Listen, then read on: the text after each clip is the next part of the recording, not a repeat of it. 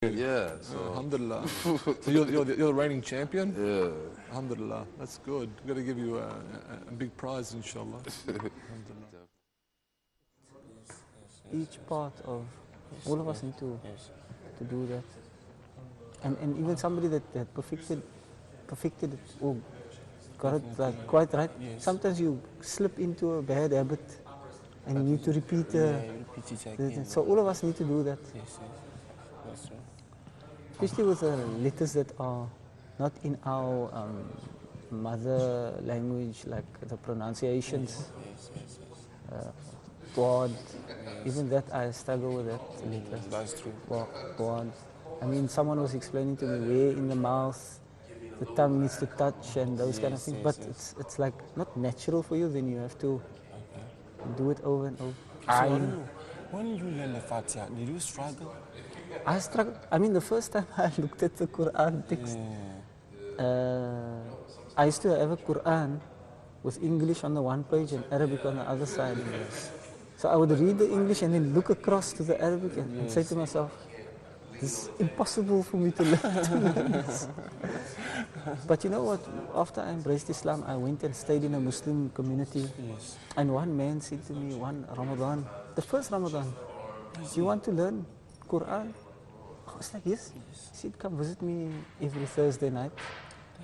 So me and a friend of mine who also embraced Islam, we used to go to him. And if it wasn't for this man, may Allah reward him. Yeah, may Allah reward him. I may have struggled a very long time to even just read the letters. He taught us the letters, how to pronounce, how to join, how to memorize surahs, the short surahs. So we should, whoever knows some part should try to teach someone, even if it's one word, or one letter, how to say one letter. Alif, if the guy never started learning Arabic at all, what is the first letter? If you got him to remember that, then whatever that small reward.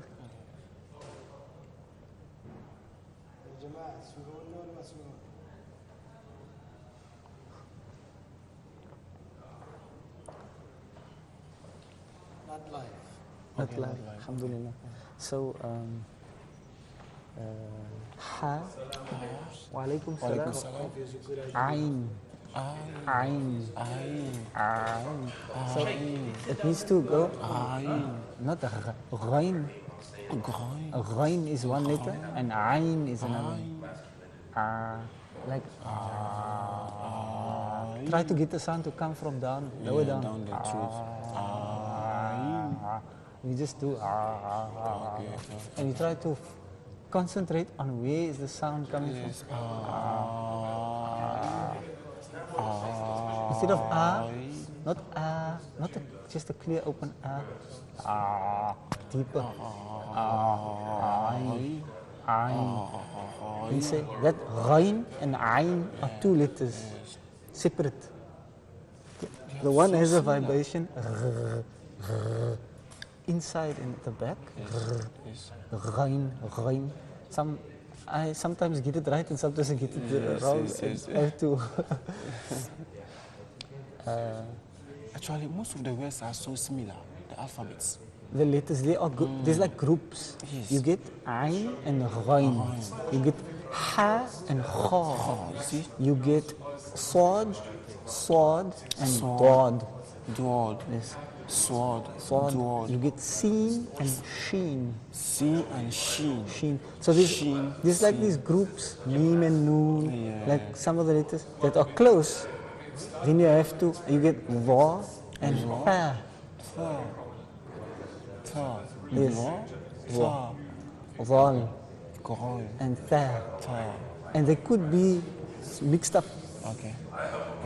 So, did you memorize the alphabet, the Arabic alphabet, the letters? Okay, no, I just know of alif.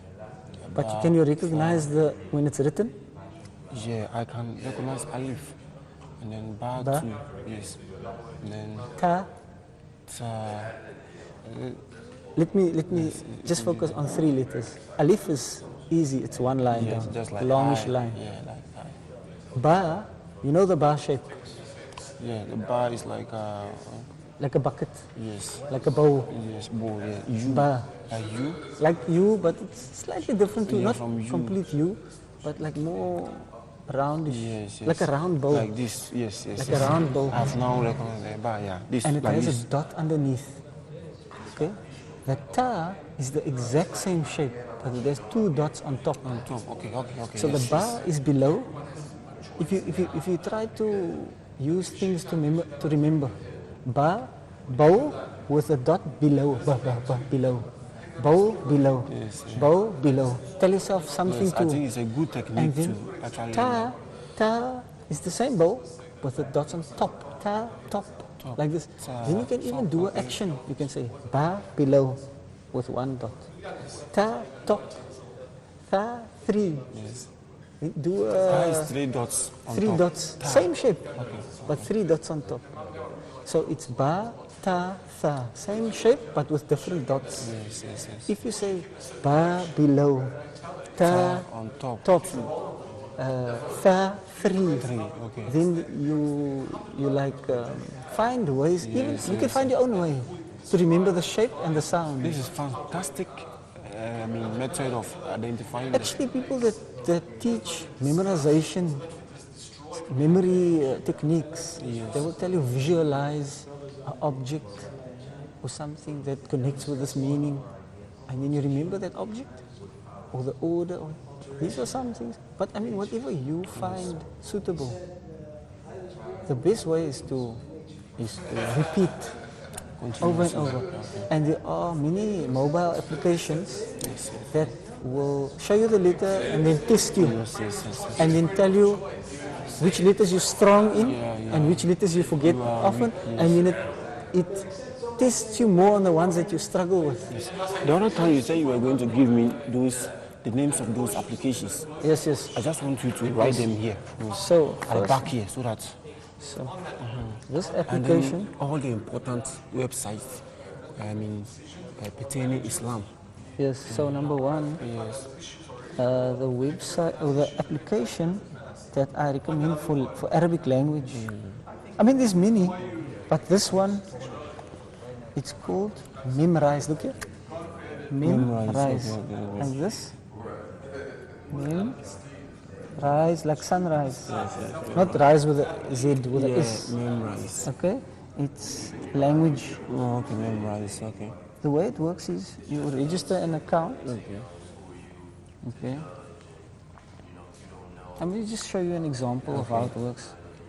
And then this application, you can learn many languages. Many. But it has lots of Arabic modules.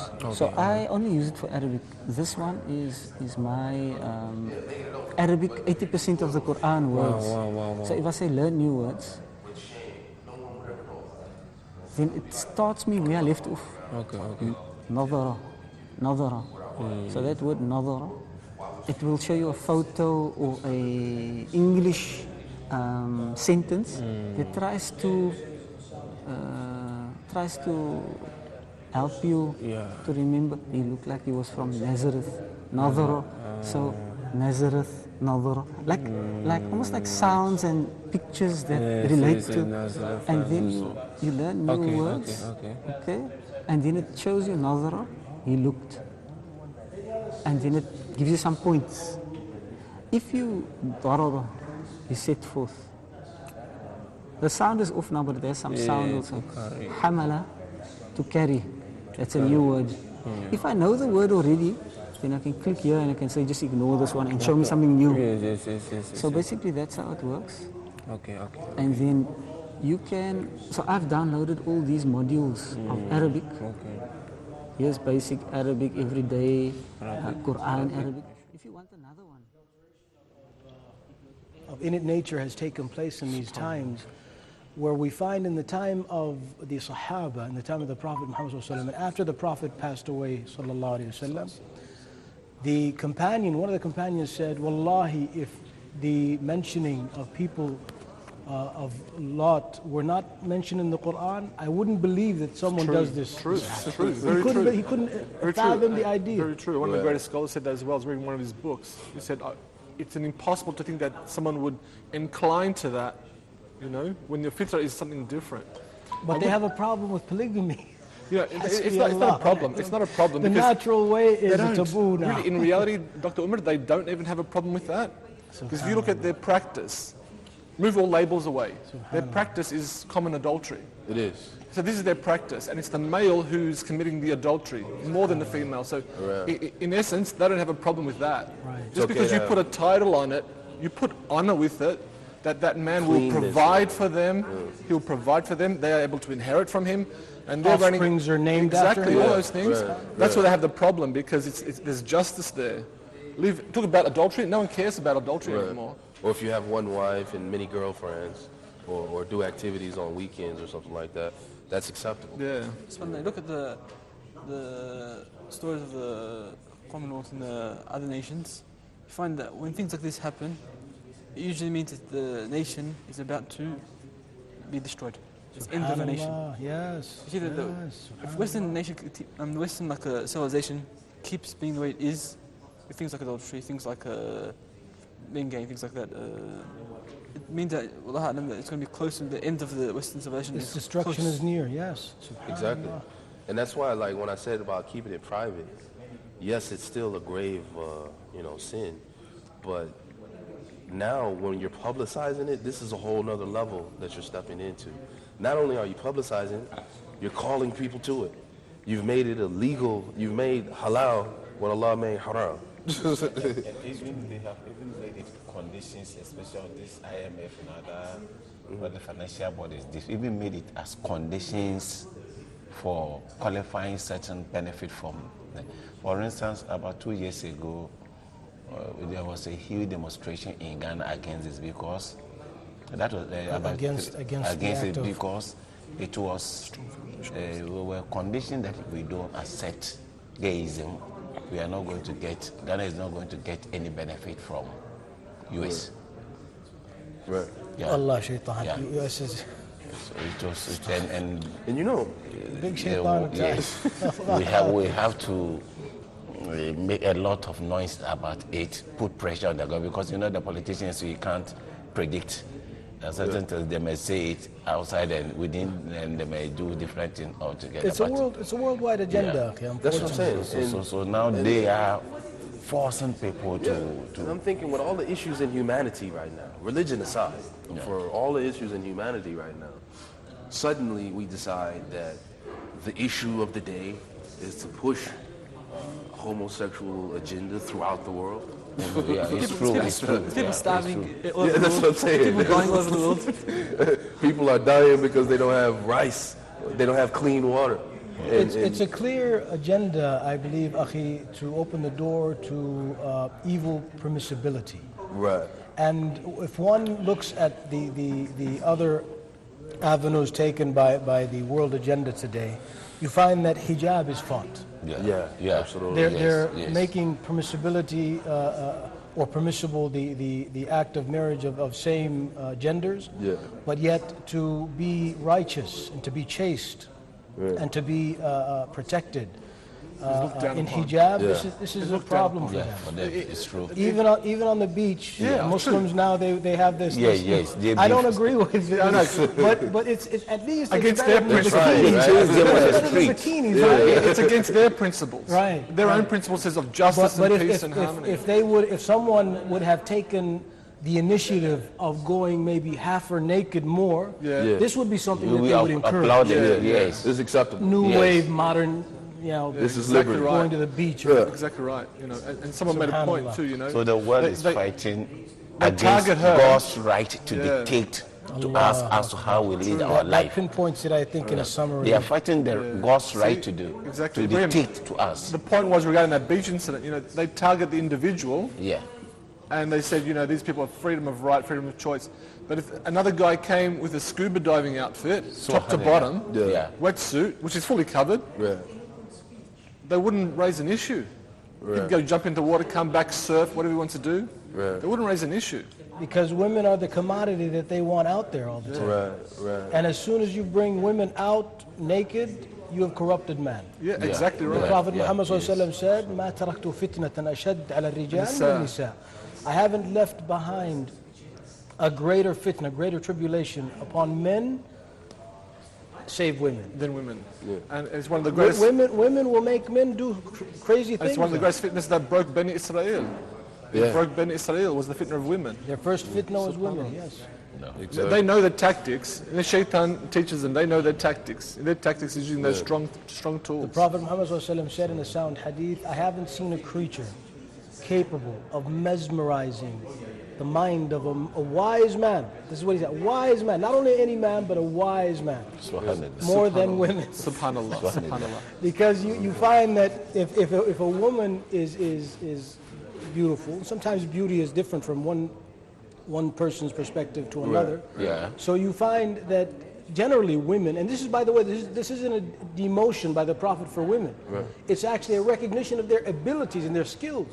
The Prophet is telling us that women fear Allah. She can manipulate you. She can manipulate you. Don't do us wrong. Don't misguide those men. I always think about it too. I think, a smart tactical woman can get her way around anything. Right. The Prophet is telling the women, use it in the proper way, right, with your husband, but don't use it to corrupt mankind. In a good way. Right. In a good way. Yeah. Subhanallah. Which, when these issues happen, when our women in particular are under attack, that's why I say to people, we need to be more protecting of that, more protecting of our families, more protective of our community. It shouldn't be women who are taking the forefront to protect themselves and to say that this is wrong and this and that. Even in it, it doesn't have to be marching in the streets and all of this, but just on a personal level, Education.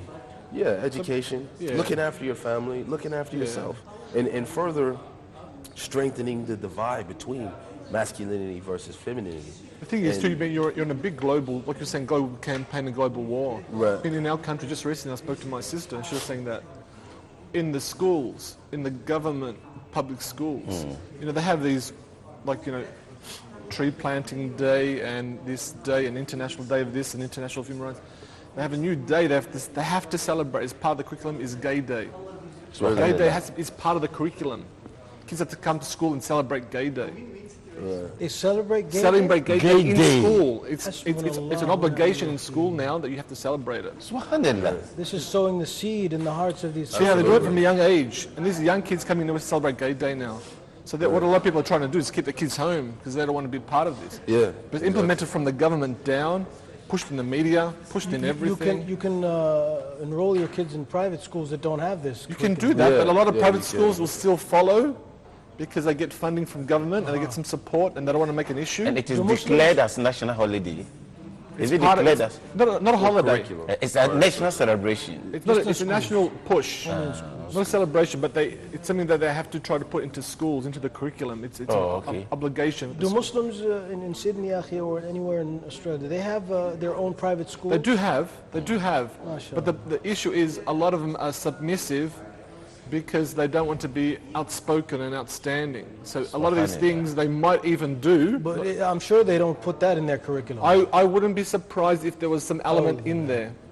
Because in some of the schools, it's controlled by Muslims, but it's managed by non-Muslims. So you have this problem with a lot of schools. It's not purely a strong Islamic curriculum and basis. You have some non-Muslim influence in the curriculum and design. And they don't want to stand out because what will happen, someone in the faculty would make a call to the media and say, this school doesn't celebrate it. The media will come down to that school, raid the school, and say, let's watch what you're doing. And they'll make a big news issue of it, just for entertainment purposes. Right. Because Muslims are the hot topic. Put them on anything, and front page will sell 1 million papers. Right. So this is the attitude. SubhanAllah, I read once a year back or 2 years back in Canada, لا حول ولا قوة إلا بالله. Gay Muslims open a new masjid in Toronto. Yeah, I heard about that. حسبنا الله ونعم الوكيل. But Sheikh, حسبنا الله ونعم I الوكيل. also read about this issue, but was it rare? Because sometimes this Western media can also The thing with these, Ibrahim, No, these they- things, they were community they effort, happen unfortunately. and they get They still support. are. They get support from the Financial government. support. They get support from organizations. They get support from the media, and they always find something unusual, distant, abstract in the community. And they grab that Right. and put it on the front scene, and this is what's happening. And This is a new thing. they're servicing the world agenda. That this is what Yeah, this is what exactly. media wants. And They grab they're- that and then make that Especially the for Muslims. standard. This is what's happening, this is happening. Look, example, even in our city, there was a Somali man, and the Somali He's in community, Melbourne, yeah. Somali community are pretty strong in their deen. They hold their religion pretty strong. And they're at most second generation migrants. Most of them are first generation migrants. They've held their religion very strong coming to our country. They developed their centers, the masajids and so forth. And one man who they propagated as an imam is come out in public, on national TV, in a program, a documentary, saying, "I'm bisexual," and he's married with 3 kids. He just destroyed his reputation in the community, but he didn't care. This guy has mental problems. He has mental problems. Speak to the community, they'll tell you that this guy is not stable. But they grab this one person and they put him out in the media to show the people this is what's okay. We'll support you if you're different. Just come out, be this way. We'll support you. You're right, you're normal. This is what they do a lot. And try to show this is the way the Muslims are. They're going this way, they're shifting this way. Encouraging this deviant thinking as much as possible. Isn't this, Akhi, the trend against Muslims for the past now, I would say the past 14 centuries, but in our time, what we have witnessed and seen is that there's an attempt to infiltrate Islam from within. Definitely. Absolutely. And the purest, Escalated. and the purest form of Islam, that Yeah. is. Right. The core. Using some of the distorted teachings of Islam, Good. or some of the teachings that are alien, really, and Yes. have been rejected by Muslims Yes. at large, and using them to alter the teachings of Islam. I'll give you a few examples. In Canada again, and it happened in Canada a few times, I think. The Imam and Khatib of a masjid was a female. Yes. Yeah, I heard about that one And too. they gave it its due media coverage, its support, and we found out in the end that she was even supported by government agencies. Yes. So it's clear, Akhi, as what took place in Chechnya Yes. just a few weeks ago, the conference, you're aware of it? I didn't hear about that. There's a conference that took place in Chechnya, and the people who attended it, unfortunately, were amongst the deviant groups in Islam. And when we say deviant, we mean groups that have alterations in aqidah. Sufis generally, Yes. extreme Sufis Yes, to be yes, more yes, specific. yes. There are Sufis that might be lesser in their alteration of the Sunnah of the Prophet Muhammad sallallahu alaihi wasallam. The title Sufism generally really isn't from Islam. No. There is a mention of Sufism in the history of Islam, but the word that is used in the prophetic tradition is ihsan, perfection of one's deen, Islam and Iman. However, Sufism has been entered, and it refers, if we accept this explanation, it refers to the concept of wool. And wool was a practice known by the monks of Christianity. Zuhud.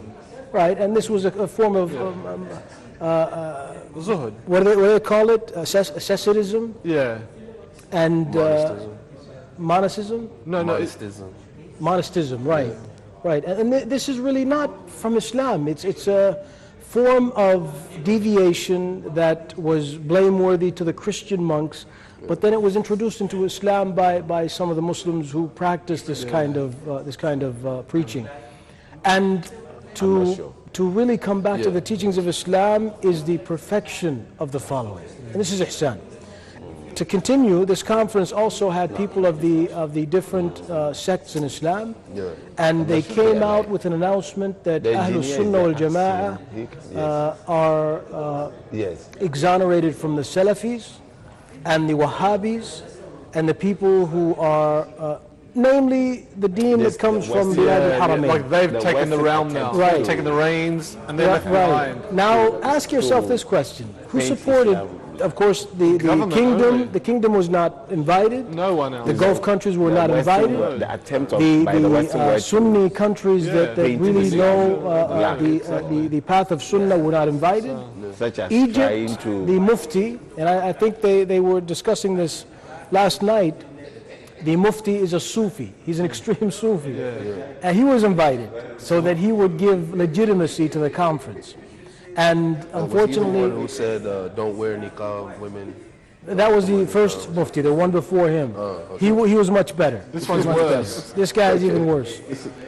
This guy is calling for the shunning of the true path of Islam. He wants to introduce Sufism as the way of The Ahlul Sunnah wal standard, Jama'ah. as the standard.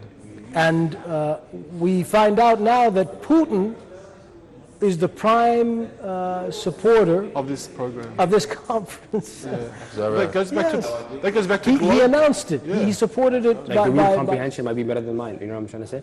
But the thing is, they don't have that courage, like you mentioned, to speak, you know what I mean? And yeah, you just have to just practice speaking, and it'll get better. Yeah, that's good. So what are your plans once you finish your studies in Riyadh? That's first of all, I got another year and a half. Yeah. After that, I'm really half-hearted. Should I continue studying in Islamic studies? Should I go to another field? Should I keep on studying? I'm not sure. Okay. Inshallah, most likely I'll probably try to apply for Masters. in, Which faculty? Fiqh al-Qur'an. Fiqh al-Quran and Qadi program. Yeah, Okay, nice, mashallah. because I really like fiqh. Mashallah, it's good. Do you study a particular madhab or do you just study Well, in my university, we study Hanbali madhab? Hanbali madhab Yeah. for the first 4 years. Yeah, Fiqh al-Qur'an, you start studying other madhabs and you compare between the different madhabs. nice. Let's say, for example, talk about ihram not long ago. Yeah, Having a shower ghusl Yeah. when you make ihram. yeah. The Hanafis say It's wajib. it's wajib, it's must. What's their proof? Do you know their proof? I'm not sure. Okay. And the other madhabs say it's not. Yeah, So you see the proof, what's proof, is there any proof that it's wajib? yeah. And it's like a comparison. Comparative fiqh. That's good. The thing is, especially when you're coming from the West, like for example, a Saudi might not have to know comparative fiqh because once he graduates Sharia, he's going to go back to his people who are all Hanbali, right? But you're coming from Australia, so you have people from ethnic backgrounds such as Pakistanis who are Hanafi. You're going to have Malikis, maybe Egyptians who are Shafi'is. You're going to have Maghribis or whatever. you can have West Africans, West Africans who are going to be Maliki, whatever it may be, so you have all four, at least four madhabs. Actually, the least madhab Yeah. will be Hanbali madhab. Hanbali. Exactly, because there's no Saudis trying to learn from you. even internationally. Exactly, yeah. The biggest madhab would be the Hanafi madhab. Some people argue the Shafi'i madhab, but Hanafi, definitely because you have what, Pakistan, Pakistan, India. Turkey. Pakistan, India. Involve all of us in it. The brother has a question, and I think it's Okay. very, very interesting to Okay, get no involved. problem. Go ahead. I want to know the origin of this word Wahhabis. Okay. Yeah, because as a still learning Muslim, Alaikum. Welcome, brothers. Hayakumullah. Come on in. as a learning Have a seat. Wa rahmatullah. These are the salam alaikum, the fresh new brothers. Yeah, salam alaikum. Yusuf is part of it. Wa alaikum salam wa rahmatullah. Yeah, they keep- No, other Welcome, tafadhal, welcome, tafadhal. No, I think they were. Assalamu alaikum, tafadhal, come, welcome, come, please come. Thank you very much. So the brother. Interruption, brother. No, welcome, Akhi. We're glad you're able to join us Let and me be see if with my us. microphone is on. May Allah Azza wa Jal Put it accept on our mute. efforts and your efforts and make it for the sake Yeah, of Allah. I Azza wa like to Jal. do that because my back. The brother was asking a question Testing, about testing. the term Wahhabism, and even though we're really discussing Hajj and the virtues of the 10 days of Dhul Hujjah, But it's not a problem to maybe just clarify this, because I know that this is something that is used against Muslims today, labeling Muslims as Wahhabis, Salafis, Ikhwanis, and so on and so forth. And this is a problem. But to clarify this, the term Wahhabism or Wahhabiyya really comes from the labeling of others towards people who have accepted the teaching or the teachings of Muhammad ibn Abdul Wahhab. Muhammad ibn Abdul Wahhab, of course, his teachings are not something that are new.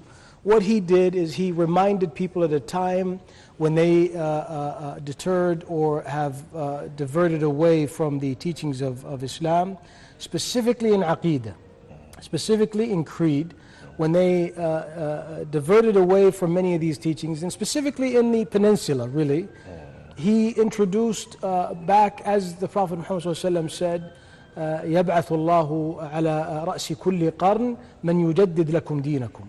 Allah will send you someone or a group, it could be an individual, could be a group, that will revive your religion for you, remind you of the essential and fundamental teachings of the deen. And Wallahu A'lam, Shaykh Muhammad ibn Abdul Wahhab and others before him, after him, it's an ongoing process that Allah wills when He wills, that they revive the deen by reminding people of the teachings. And specifically in Aqeedah, in the time where people started to divert in praying to the dead, calling upon those who are deceased, claiming that saints have the power of divine attributes, as is the alteration in Christianity. And today, unfortunately, many of the Muslim sects, they believe that they can call to the dead and pray to them to intercede to Allah, or with them to Allah. Which goes against the whole teachings of Islam. Right. Allah Azza wa Jalla says, "Ad'uni," call me, not another person or an intermediary between him and, just look and at, the the caller. coming of the Prophet Muhammad ﷺ when he came to destroy that. I mean, the Kaaba was full of idols. Right. At the end of his prophethood, the final conclusion was to destroy idolatry in its sense from the Kaaba, destroy those idols. Both the tangible and the untangible. Exactly right. Both types. And that was Islam in its completion. Yes. So to go back to having an intermediary, an intercessor, it's like a destruction of the whole religion. Like retreating back to the times of Jahiliyyah, subhanAllah. So the term Wahhabism really is a falsely claimed term, labeled given to the Muslims who follow the Sunnah of the Prophet Muhammad ﷺ. Okay. If you ask someone, are you a Wahhabi? No one will tell you he's a Wahhabi. Okay. On the contrary, if you ask someone, are you Shi'i? If he's Shi'i, they'll say he's Shi'i. If you ask someone, are you Sufi? They'll say he's Sufi. So really, it's an accusation more than it is a true description of the individual. And it's really demonizing in a way, because the name of or the term Wahhabism is taken from one of the beautiful names of Allah, Al-Wahhab. Al-Wahhab. And we should be vigilant not to fall into this concept. Can you explain this attribute of Allah subhanahu wa ta'ala, Al-Wahhab? Al-Wahhab, the bestower, the giver, in the sense that He is the one who wills to bestow upon whom He wills the favors of Allah Azza wa Jal. And in Surah Ali Imran, Allah tells us that the people of knowledge, when they supplicate, knowing that Allah is the one who guides, Allah is the one who gives light, after saying, أعوذ بالله من الشيطان الرجيم هو الذي أنزل عليك الكتاب منه آيات محكمات هن الكتاب وأخر متشابهات. It is Allah who has revealed or sent down to you, O Muhammad, the book. From the book is the mother of the book, verses that are mother of the book, and there are verses that are allegorical. فأما الذين في قلوبهم زيغ فيتبعون ما تشابه منه. Those who in their hearts is crookedness, they follow what is allegorical. فأما الذين في قلوبهم زيغ فيتبعون ما تشابه منه فأما الذين في قلوبهم زيغ فيتبعون ما تشابه منه ابتغاء الفتنة وابتغاء تأويله. They seek to cause tribulation and fitna amongst believers, distortion and fitna amongst the believers. والذين أوتوا لا not آمنوا ابتغاء الفتنة وابتغاء تأويله والذين أوتوا العلم يقول آمنا به كل من عند ربنا. The ones who are bestowed with knowledge, the ones who Allah has given the knowledge, they say we have believed in it in totality from our Lord. We have believed in it in totality from our Lord. And then the supplication that comes after this, recognizing the bestower, Allah Azza wa Jal, ربنا لا تزغ قلوبنا بعد إذ هديتنا وهب لنا من لدنك رحمة إنك أنت الوهاب. إنك أنت الوهاب. O our Lord, do not misguide us after you have guided us, and bestow upon us, for thou art the bestower of favors. And we understand here that the ulama say, Ibn Kathir says, the ulama, the people of knowledge, the scholars, they repeat this supplication again and again. Why? Because they know that the turner of hearts is Allah Azza wa Jal. And the one who bestows light and favors from Allah Azza wa Jal upon the person is Allah Azza wa Jal. So really this is the meaning of Wahhab or Al-Wahhab. It's a title that is used to demonize Muslims. It has no basis really. And if we go further into the understanding of Ahlus Sunnah wal Jama'ah, we find that whoever is upon the Quran and the Sunnah according to the understanding of the first generations, they are the people of Ahlus Sunnah wal Jama'ah. Anyone who claims otherwise, as you said, you find people who say, I am on tariq al-Tijaniyya, I am on tariq al-Qadiriyya, I am on tariq al-Rifa'iyya, I am on tariqa or such, or I am Shi'i or Rafidi or such and such, then they are not of Ahlus Sunnah wal Jama'ah. They are not of Ahlus Sunnah wal Jama'ah, and they are distorted in their beliefs. And this is the problem that we have today. The accusation, however, to deter any blame on them, they tend to accuse Ahlus Sunnah wal Jama'ah of being Wahhabis, Salafis, Ahlul Hadith, so on and so forth.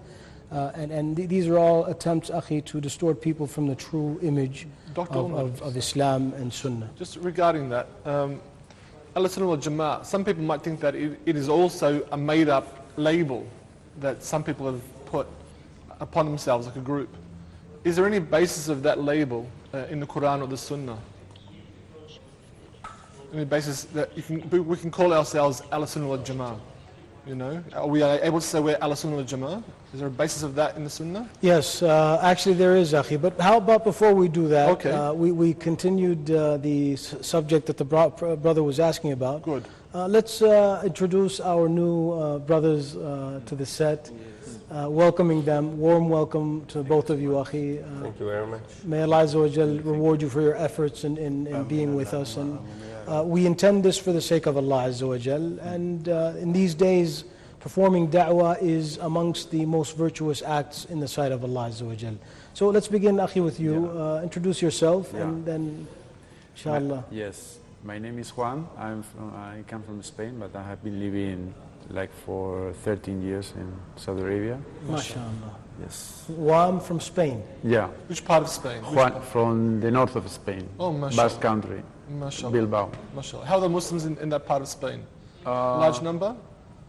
In the total, I mean, globally speaking, Spain is more than 1 million. MashaAllah. MashaAllah. So 13 years in Saudi Arabia. Yeah. MashaAllah. I spent a year and then I came back to Spain and then I decided to move again. MashaAllah. Did you revert, Akhi, to Islam, or were you? No, I converted here. You converted to Islam. MashaAllah. MashaAllah. Would it be possible to hear how you? Your story. Can you tell us? Yeah. Shortly. In your own Shortly, words. Shortly, okay. Of course. Actually, when I was spending my first year in the kingdom, I have the feeling of I want to know more about Islam, and I met some friends from Saudi Arabia. Some of them were studying Spanish, and they introduced me. I mean, it's not like they were teaching me. They were, showing me by their acts and their attitude, how is the religion, I mean, what does the religion means for them, no? Basically. MashaAllah. And, you know, that's how I started to think about it. Research and learn. Then you started by reading books? Yeah, of course. How long did it take you from when they first, you socialized with them until you became Muslim? How long No, did that take? it took me years. I remember after my first year, I came back to Spain, and after 2 years is when I decided to convert. I remember I made a trip to Yemen with a group of Spaniards. I mean, MashaAllah. Yemen. non-Muslims. Yeah, we were MashaAllah. to visit Sana'a, basically Sana'a. Sana'a, yes, and the Arab land, huh? the Arab land, yes. Yes. And, MashaAllah. yes, at that time is when I felt like it was the time for Ramadan, and MashaAllah, MashaAllah. I feel the need to. So you're in Yemen fast. during Ramadan? Yeah, and Oh, I fast, mashallah. and my colleagues were asking me why, but you should eat. I mean, why don't you eat with us? You fasted on your own. You wanted Yes. to experience the month of Ramadan. Yes. So you didn't really yet enter into No, Islam? not at this time. Not at this time. Interesting. This is interesting. Yeah. You wanted a first-hand experience before coming to that. Yeah, And how did you feel? And I mean, you chose to fast, and you probably completed the fast. How did you feel? Really, I feel really good, and like I MashaAllah. feel peace, and happy. Many people in Spain ask me, and they think it's very tough to, especially because you are not drinking water, no. In the sun, I mean, like 40 degrees, and The heat. the heat. But I didn't feel. I mean, from the beginning, it was very. I mean, it's a really nice experience, and MashaAllah. Alhamdulillah. I never mashallah. experienced this And then before. just after that, did you accept Islam after that? Yeah, Was in it in 2005. Yemen? In Yemen? No. It Whereabouts? was when I came back to. I mean, like in 2005, actually. Oh, mashallah, Like mashallah, a year after. mashallah, mashallah. MashaAllah. Welcome, brother. That's Welcome, basically mashallah. Welcome. Excellent story, mashallah. my Excellent experience. story. Alhamdulillah, mashallah. So about almost, say, 10 to 9 years now, Yeah. Muslim? 2005. In Spain, I think Islam manifests itself in the history, in the monuments that are in Spain. Of course, yeah. There's a deep Especially- history behind Islam. Of course, 800 years. Right. Granada, Andalus, Cordoba. Cordoba, so many places. Yeah. There are so many. The heritage is, I mean, And a lot of people not come only for the tourism monuments, there. but the heritage, the culture, many things. Even Right. the words. I mean, the words, and we took from Arabic, so many things. Right. You know. Right. That would be an interesting We're area mixed. of research. We're MashaAllah. 800 years. No? Mashallah, mashallah, mashallah. A glorified history, wallah. Yeah, of Glorified course. history. Yeah. And Akhi, your name, your good name, and a little bit about yourself also. Thank you very much, brothers. My name is Zirak Akbar. MashaAllah. I'm originally from Afghanistan. MashaAllah. I was born in the southern side of Afghanistan, southern region. MashaAllah. It's quite a beautiful. It is. The entire area is beautiful, It's mashallah. beautiful, yeah. So whenever it gets peaceful, I recommend everyone in here to go and visit it. Inshallah, mashallah, inshallah. it's a very nice country. We'll come visit you there. Inshallah, if I'm there. We'll keep that as a rain check. Yes. MashaAllah. Yeah, I moved. First, we did hijrah to Pakistan in 1989. We lived in Pakistan city, Peshawar. I was there 1.5 years with my parents and brothers and family. Yeah. And then we moved to Australia in 1991. My Australia, country. so you're yeah, from my the country. land of, Whereabouts? Melbourne or Sydney? Melbourne. Melbourne. Beautiful city. Very different to here, isn't it? It is. All the dust and rocks, and you've got plants. So alhamdulillah, I mean, We'll the give you the dust has benefit of its the own doubt beauty. for the weather, but other than that, no. Exactly right. I always say that. You Just know, the weather. It's a trade-off. It's a trade-off. We leave the plants behind, and we get the ajr, inshallah. Yeah. Jannah, inshallah. Inshallah. I mean. Go ahead, Akhi. So I did my education there in Melbourne. MashaAllah. I'm a telecommunication engineer, MashaAllah. MashaAllah. and then I was working there for operator for quite a few years, and then I had a chance. One day I received a call from one of the managers if I was interested to come to Saudi. MashaAllah. And at that time, Did you apply? Did you apply, or they just called you? No. Someone gave my CV to one of the managers here, and they called me, and they said he had two opportunities, either to go to Dubai or to come to Saudi. SubhanAllah. And I never thought about coming to Saudi, but before that I had interest to work in Gulf, you know. I said Muslim country probably is a lot better, you know, to experience and to come to those one of the countries. Mashallah. But Alhamdulillah, I made decision with my wife. Excellent. And with my parents, and my parents were more excited than I was. MashaAllah, MashaAllah, MashaAllah, MashaAllah. And they said at least it could be opportunity even for them, you know, to come and visit us in this holy city. Excellent. So then, yeah, we were here. And What year was this? This was in 2007. MashaAllah. So you've been here for a while, MashaAllah. Yes. MashaAllah. I've been on and off, coming to Saudi. So Excellent.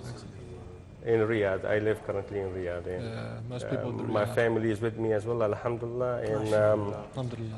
one of the best things has been that my wife, alhamdulillah, she loves the country. MashaAllah, She loves the MashaAllah. culture, you MashaAllah, know. MashaAllah. And that makes life much easier. Definitely. Very true, you very know, true. to get along. And Well, one- make it easy for you, MashaAllah. and one of the things that she always says, alhamdulillah, you don't, like for example in Australia, when you are going out, you gotta make sure you dress right, and your scarf, everything you're wearing, and still you're thinking within your heart that maybe others think in some sort Exactly of way right. about They might you, prosecute you know? you. They might say something to you. Right, right. But alhamdulillah, in here she says, wear your abaya, and khalas, you go Security. out and you feel like you're home, you know. Yeah, Right, everyone- so Islam security, is the peace, and norm. protection. Yeah, yeah, Security, true. peace, and protection. And absolutely. even a stranger will protect you. If you just fell over Absolutely. and tripped, they'll come and help you. And this know? is a favor That's from the thing. Allah I mean, this is one of the experience she had. I mean, when she came here before, she was advised by some people that, you know, for women it's very difficult if your husband is not with you, and woman is alone, she can't go outside that much and things like And that. it was you the know? contrary. subhanAllah. But contrary, and one day I was at work and she was with my son going to close by shop. And when she was actually going on the way, one of the cars stopped, and there was a driver with a lady in the back seat, and she was asking for directions. So further away in one of the hotels, one of the gentlemen, he thought maybe someone is actually bothering the lady. So he started running and can I help you? Is there anything that is it like what you said, you know, you feel comfortable So in security comfortable. and You know, around there'll be people to help pick up, you know, and to defend and to make sure everything's okay. Especially, not the males, but especially the women. The women get that high degree of honor in this country and treated in a special way.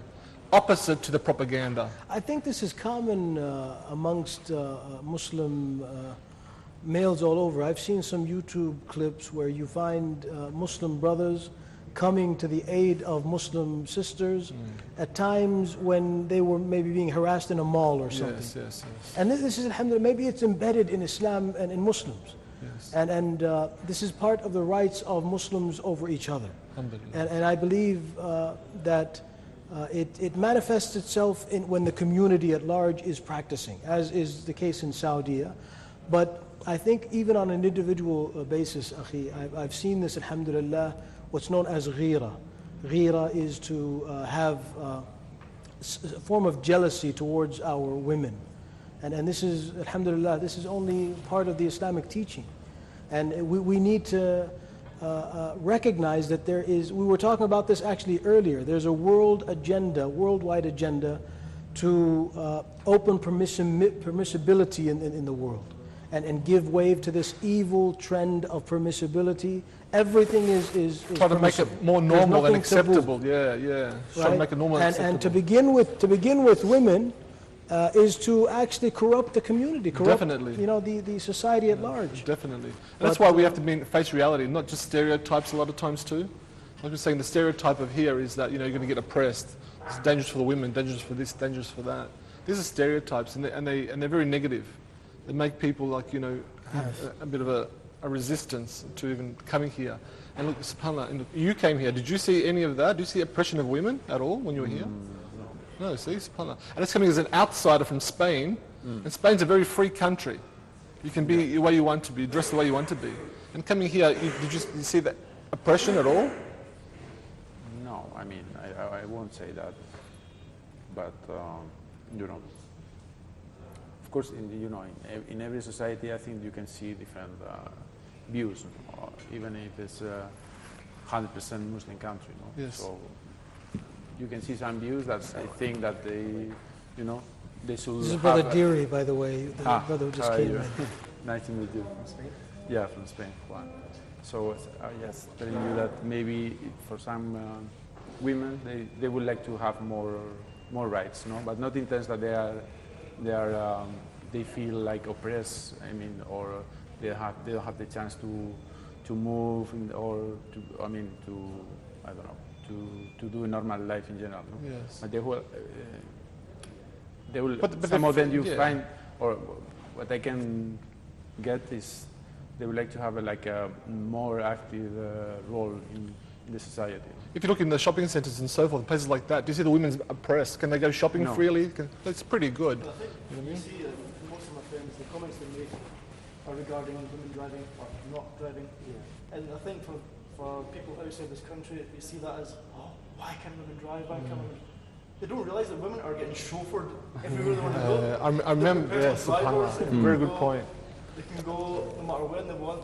The father, the husband, the brother, the son. I remember there was Come on, Mum, let's go. a sister. She was speaking to my wife, and she's from Kuwait, and she goes, "Whatever you do, don't drive," because we drive in those Gulf countries, and it's a nightmare.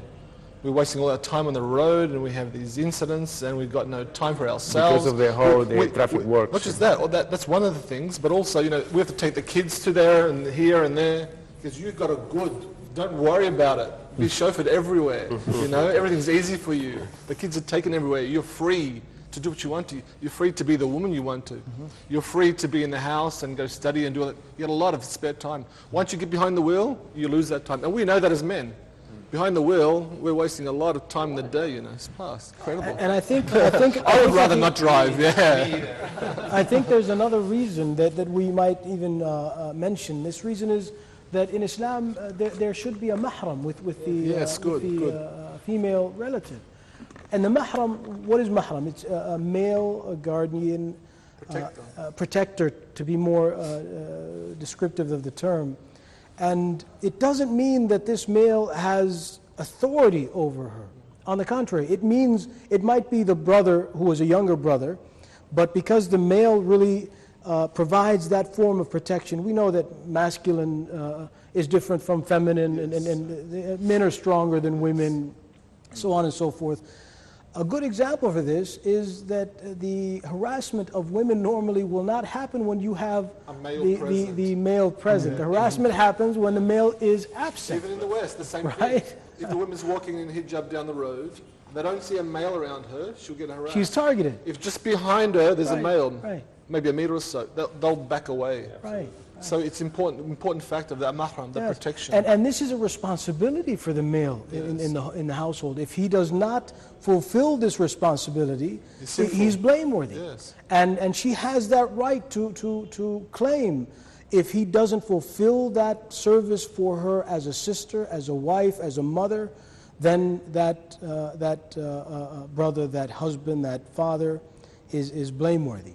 And I think we can come back to the greater umbrella of the objectivity of Islam, which is known as dar al-mafsada wa jalb al-maslaha, or dar al-mafsada muqaddam ala jalb al-maslaha, to deter corruption or to deter anything that might be corruptive is more important than bringing something that might be beneficial.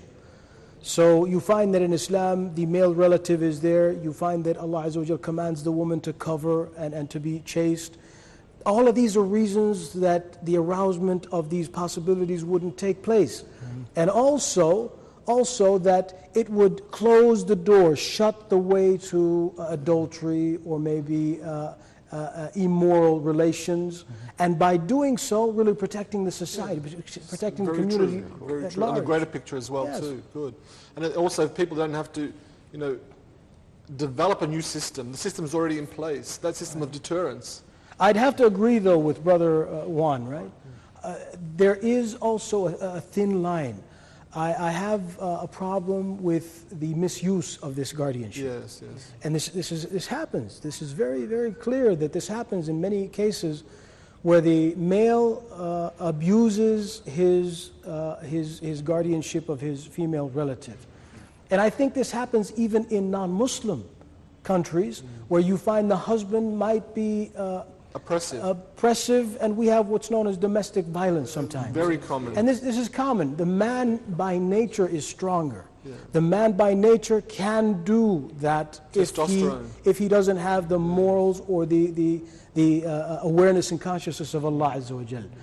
But to really govern it properly, there should be legal, I think, matters, systems that really give the women or the female their full rights. And protection. And at the same time, yes, at the same time, recognizing the benefits of having these male guardians, but not in any way to be abused by this male towards their female relatives in any way. And unfortunately, this is happening, wallah. Yeah, but it should be, like you said, a trust of leadership. A trust, yes. A trust of leadership. Yes. And Allah says, full of oppression. Allah tells us in the Quran, أعوذ بالله من الشيطان الرجيم, الرجال قوامون على النساء بما فضل الله بعضهم على بعض.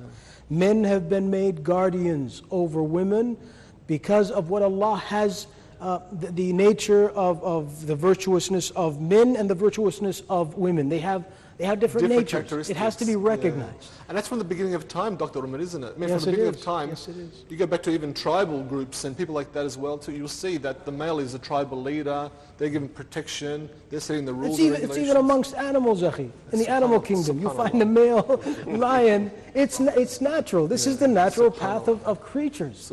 It's an alteration to go the other way. Yeah. Subhanallah.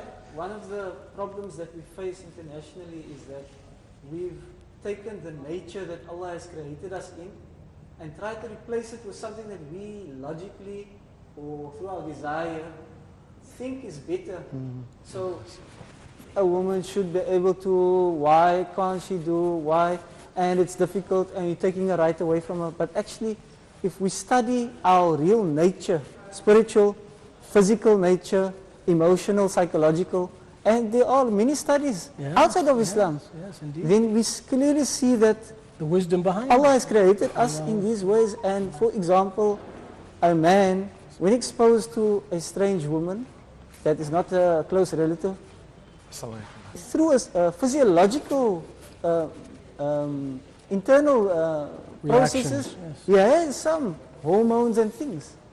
And this needs to be addressed. And unfortunately, that freedom that more secular society or Western modern society wants to impose does not acknowledge our nature, our real nature, and they wonder, why do we behave so strangely in these mixed situations? Or maybe they do recognize, Akhi, but the objective is to cause this evil permissibility amongst us. Because if you see the production of Hollywood, Bollywood, and even Cairo wood and other woods in the world today, this type of relationship, you find that this is what the media is promoting. It's promoting permissibility. They want the mixing of genders. They want this to be the norm of society. They want people to have the immoral relationships. It's being imposed on us. Unfortunately, this is why the Prophet Muhammad ﷺ tells us in a sound hadith that the people of belief and the people of practice, they will be like strangers amongst mankind. People will look at them as, these people are strange, they do different things, they're not with the rest of the community. Why are they dressing like this? Why are their women covering up? Why are they beards? Why are they living the life of purity? Why? It's like the strangeness that they see is actually the path that Allah has set out for mankind. But subhanAllah, shaitan has deterred their nature or their innate nature to an extent. They accept what is wrong as being right, and they turn away from what is right, considering it to be the alien form of life, subhanAllah. Go Sorry, ahead. Sheikh. Do you mind if I borrow these two you guys here? I just want to get to He know just them came, Akhi. We hadn't had enough. more. Sharing is caring. Okay, okay. Since you put it that way. You guys want to come with me? Hayyakumullah, brother. Nice to meet you, brother. They'll be coming back, right? Come closer. Inshallah. Hayyakumullah, brother. Assalamu alaikum. Yeah, Sheikh, I like the interpretation of Brother Noor. Very, very good. Very insightful, yes. Very, very good. I love it. Because we are trying to impose logic on everything. And we say our wisdom is, Nauzubillah, greater than Allah. So we are devising something new to replace the very system which we are supposed to follow. So, lovely interpretation by Brother Noor. Love you, man. Very good. Jazakallah khair. Jazakallah. Any additions you can add, Akhi? For me, this whole issue from being not Muslim, from being Christian, and then becoming Muslim and transforming how I engage in relationships and how I speak to people, and with my family as well. This has been an ongoing factor that I need to address myself and with my family. And one instance, for example, I have some family member who had some relationship problem, and it was clearly there because of not understanding this very issue.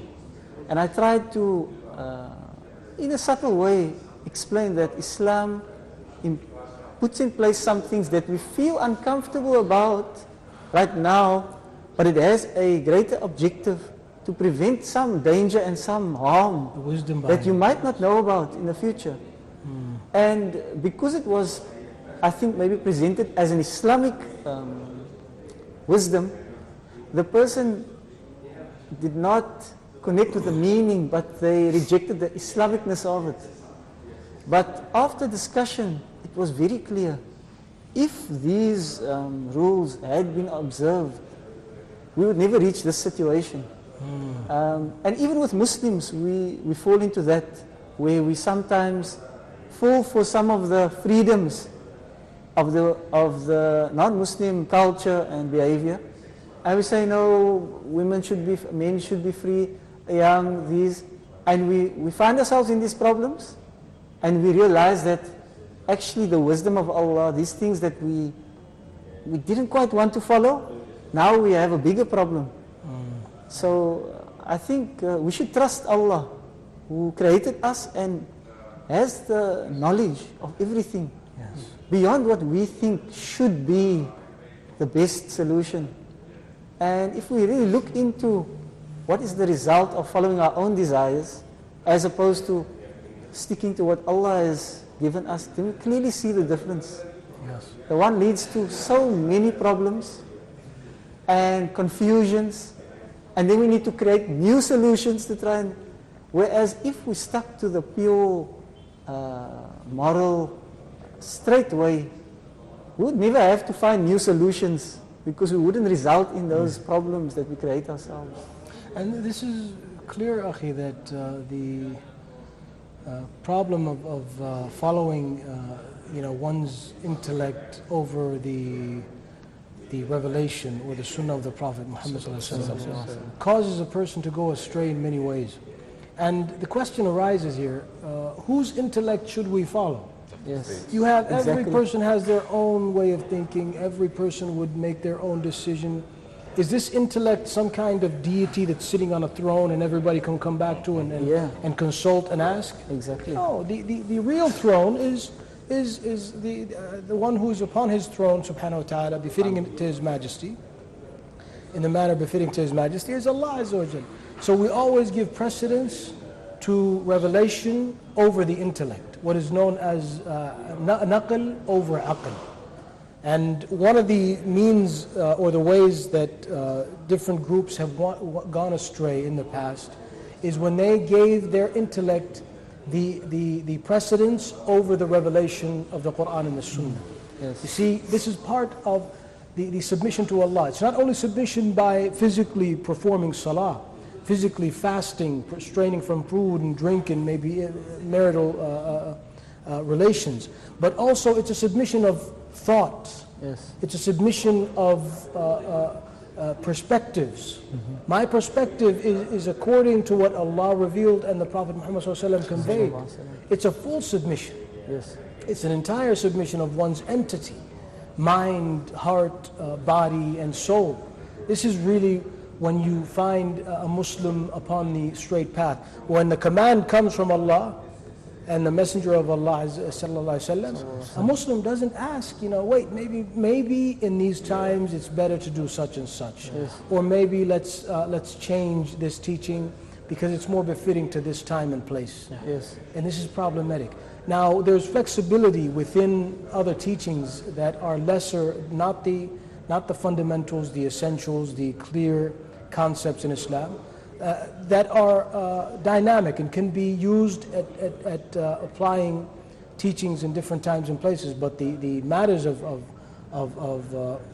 chastity, the matters of protecting family life, protecting the fabric of society, protecting the morality of humans, and keeping us on the straight path, this is amongst the clear teachings of the Quran.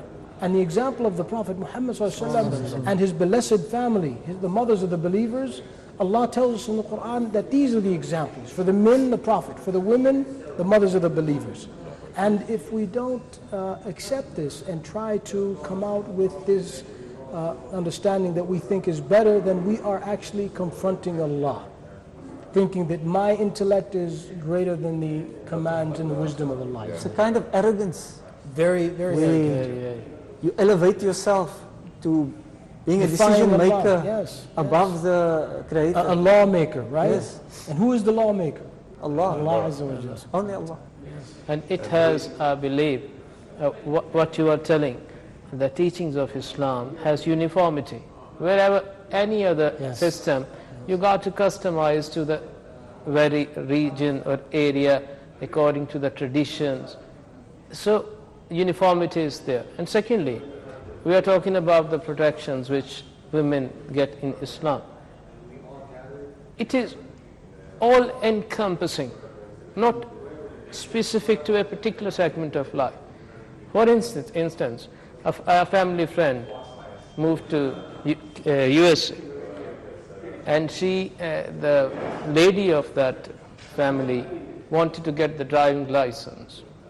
So she got into the driving school, and she was also given a driving teacher, a local US lady. Down the lane, when they got easy with each other, they started talking about the norms of their lives. When our friend relieved to that in Islam, men are responsible to feed the family, all members of the family. When she heard that, she simply blew away. How it is possible? She simply got out of here. How it is possible? Because here we are supposed to take care of ourselves. Our family members are quite aloof when it comes to daily needs. We have to take care of all these things on their own. So uniformity of the system of Allah and all encompassing all aspects of life when it comes to protection, when it comes to the responsibility of earning, lies with the men. In normal circumstances, women are supposed to stay at home, isn't it, Sheikh? So, uniformity along with security, all with applicability, all is there, if followed truly. Ya Sheikh, you agree with me? Jazakallah khair. Yes, when yes. it comes to this issue, that is where I have a problem with the so-called human rights organizations these days. See, promoting the rights of individuals to go against the will and then the desire of the creator who created individuals. These days, human rights organizations have recognized, or they are promoting the rights of individuals, and they are refusing to recognize the right of the creator, Allah. So when it comes to this issue of this woman and you are not giving the women their right to enjoy as human beings, forgetting that every right goes with responsibilities. Yes. Every right goes with responsibilities. Allah has created us. We are enjoying the breeze, the sun. We have a responsibility to obey the Creator, the one who has provided us all these things free. So you cannot enjoy your right whilst you are not being responsible. So this is where I have the right. When you come to on the part of the Islamic world, they see us as being not allowing our women to enjoy their rights. But in fact, when you look at this side of the world, women are always regarded as queen. Every woman in the Muslim community is a queen. Afghanis talk slowly. Somebody Syrians sent like me a WhatsApp talk very message fast. I have to slow to myself. answer a question that a friend put on him as far as Islam and women are concerned. And the question was that why can't everybody greet our women? Our women, because when you go to our part of the world, Africa and other part of the world, shaking woman is just a common thing. And why is it not so on the part of Islam? Muslims. Why can't you shake a woman? Then the answer was that, can anybody at all shake a queen? A queen? Can anybody at all shake a queen? Then that's obviously no. There are only people who have the right to shake a queen. To be close to the queen. To be close to the queen. So, example. a woman regarded as queen. So it is rather unfortunate that the so-called human rights organizations are trying to make it the opposite. And I think the recognition, the high recognition that Islam has given to a woman, instead of the other world to appreciate it and applaud Islam for that, unfortunately, they are rather giving it a negative recognition.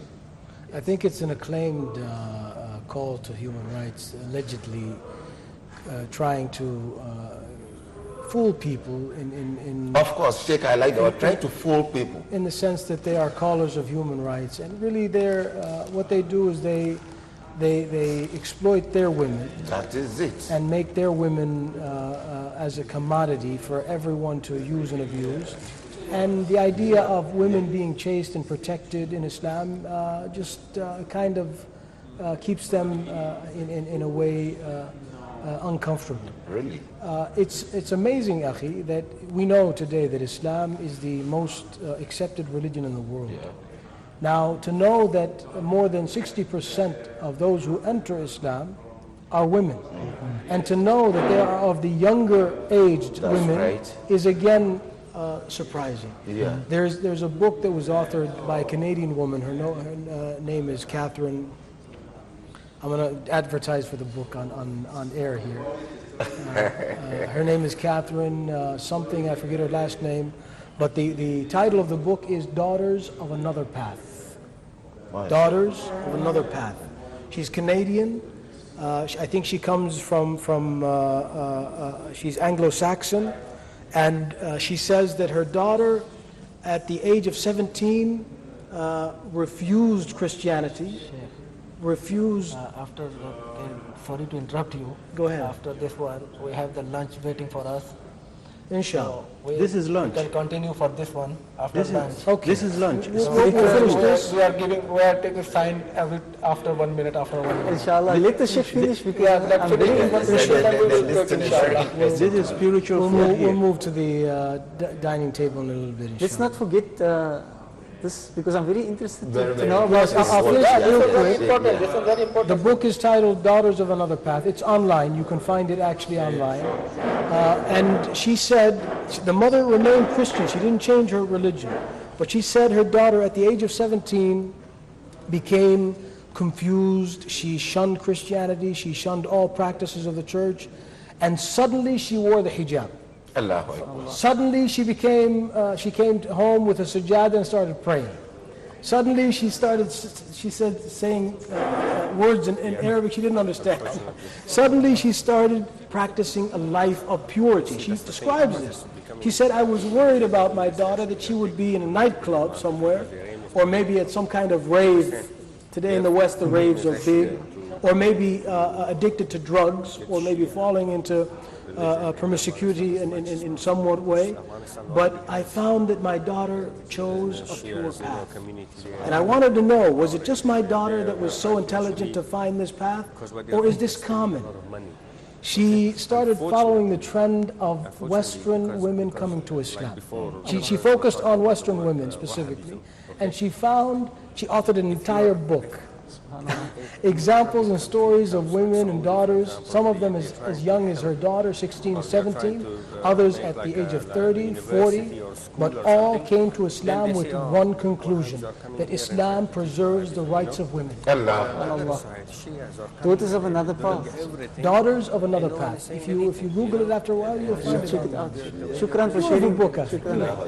And especially that it's a testimony from someone who is living the life.